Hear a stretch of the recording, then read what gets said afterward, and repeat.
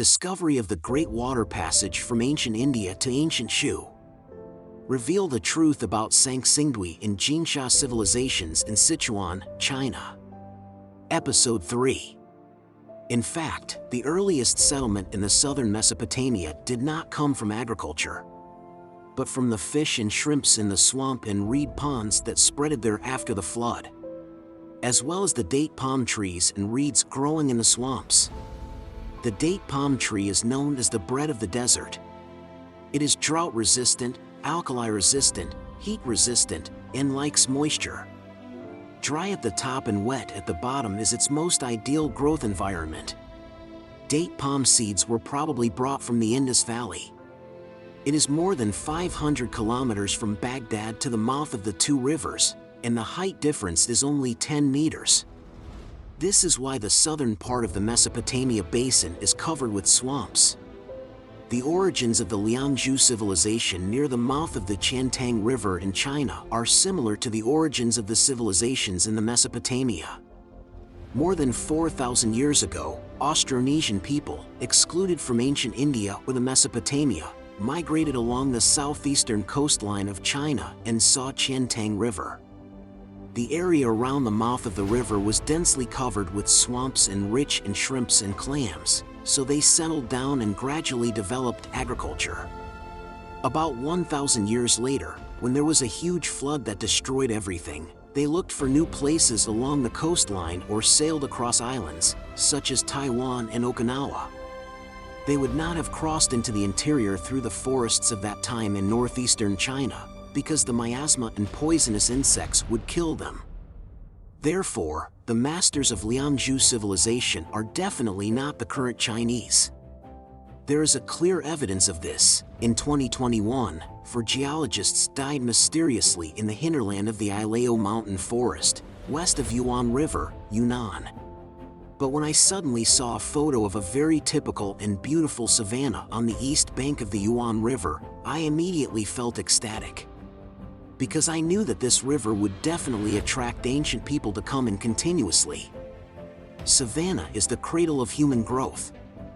I immediately confirmed without hesitation that this was the passage I had been looking for.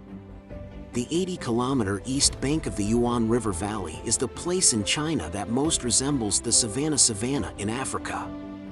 Yuan River originates from the eastern foothills of Ilao Mountain in western Yunnan Province, China, and is the dividing line between the Hengduan Mountains and the Yunnan-Guizhou Plateau. Because Ilao Mountain blocks the warm and moist airflow from the Indian Ocean, the low latitude and deep valleys form a special hot and dry valley climate, creating a typical savanna in the east of Yuan River. The upper reaches of the Yuan River flows through Chuxiongyi Autonomous Prefecture, Yushi City, and Honghahani in the Autonomous Prefecture. It flows downstream into Vietnam and is called the Red River. Among them, Chuxiong is called E-Town. Chuxiong Prefecture is located in the watershed zone of the two major water systems of Jinsha River and Yuan River. Its annual sunshine duration is second only to Shigatse, Tibet. It produces rock salt, which is also the reason why the Yi people are attracted to settle here. Chuxiong covers all branches and 6 major dialect areas of the Yi people in the country, and is the area that preserves the most complete culture and customs of the Yi people. The Torch Festival, the grandest festival in Chuxiong, can better illustrate its relationship with ancient India. The Torch Festival was also the grandest festival in ancient India, and its time and content are similar to the Torch Festival of the Yi people in China.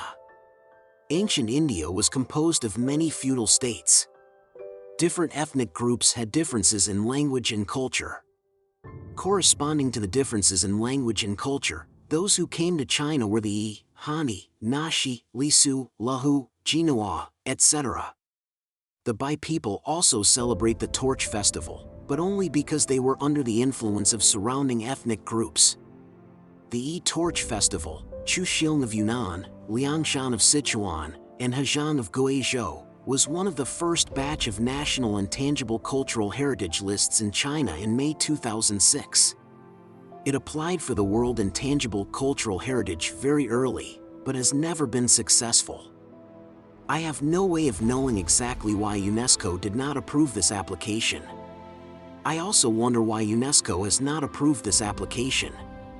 The Equotaji in Waning, Bijia, Guizhou, which is also one of the first batch of national intangible cultural heritage, is not a world one till today. Learning from the past, probably the official has not even applied for it again. Then there is Sanxingdui. I used to think that Sanxingdui must be a world intangible cultural heritage. After all, the official media boasted it so fiercely and the museum was so tremendously costed. After searching, it turned out not to be. Many Chinese people may not know this, because I have never seen such reports in the media unless I actively search for it. You must know that China's Dragon Boat Festival, Peking Opera, shadow puppetry, etc. are all included in the world's intangible heritage list. According to historical records, biographies of Southwest E, the largest tribal center of the E people is in the south of Dian Lake, Jining District. In recent years, large-scale settlement sites from China's late Shang dynasty to the Qin and Han dynasties have been excavated in Jining District. According to the preliminary study on the historical geography of Dian Lake by the late Yu Shixian, a famous professor at Peking University. A long time ago, the ancient Dian Lake belonged to the Yuan River water system, which flowed into the Yuan River through Citong Pass at the junction of Jining and Yuxi. About 30,000 years ago, due to crustal movement, the strata at the Haikao River and Mantis River in the southwest of Dian Lake fractured and sank, then connected with the Pudu River and entered the Jinsha River. Therefore, for a period of time, Dian Lake was formed a pattern with dozens of rivers flowing into from the north and east, 2 rivers flowing out from the southwest, Yuan River and Haikao River. It may have been during this period that the Sanxingdui people sailed from Yuan River through Citong Pass directly into Dian Lake, and then from Dian Lake through Haikao River into Mantis River and Pudu River into Jinsha River. Later, the position of the Haikao River continued to sink due to geological or river erosion reasons, and Dian Lake became only one outlet, Haikao River. In this way, people coming up from Yuan River and people going down Yuan River from Dian Lake had to end up in Citong Pass, change boats and continue their trips. Later, due to factors such as climate and artificial dredging of river channels, the water level of Dian Lake continued to drop, and the water surface area further shrank, and then it became what it is now.